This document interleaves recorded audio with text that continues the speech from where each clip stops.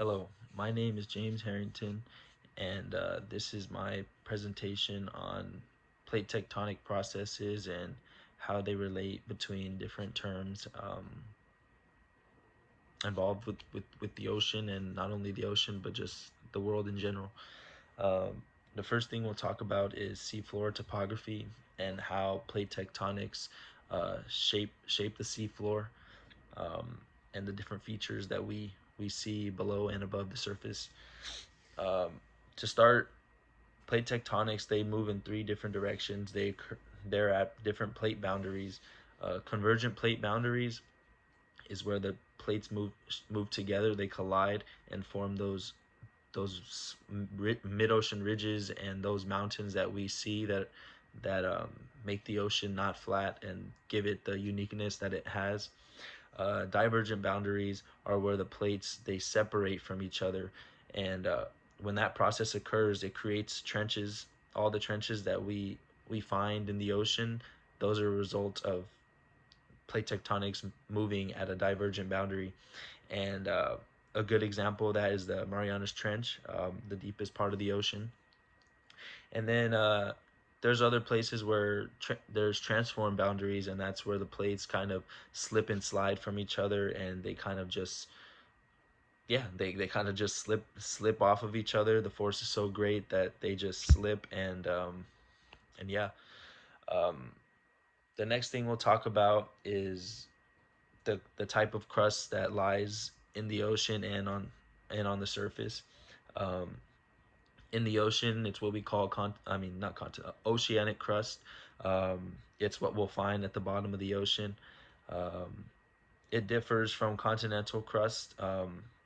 Continental crust is what lies on the surface, on continents, on countries, and all land that we see. Um, and then the next thing we'll talk about is patterns of volcanism. Um, Volcanism, they I'm sorry. um, so there's what we call hotspot islands, and a good example of this is Hawaii.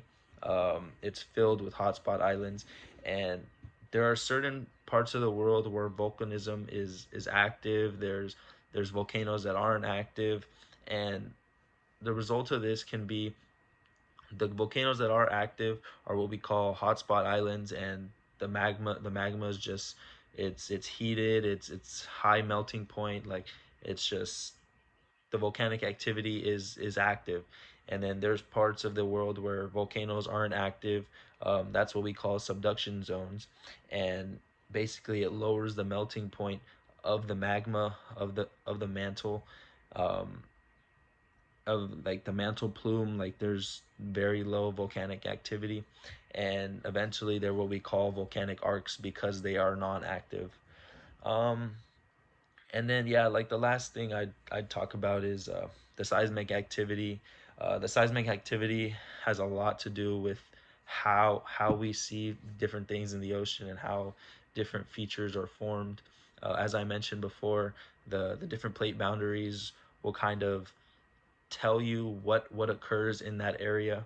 Um, I think it's amazing how the plates can move in different directions at different parts of the world, and I think that's what makes our oceans and our world so great. That there's there's nothing the same. Everything has its own unique thing about them, and it just leads to you wanting to learn and want to go see it more. And I just think it's very fascinating. Um, but um, but yeah, over the course of this class, I've definitely learned a lot, and I've definitely learned things that I did not know, and it was a pleasure to be in the class, and I'm grateful for it, and I'll take this with me as I move on through school, and even just through life. I think it's something that is very interesting, and you can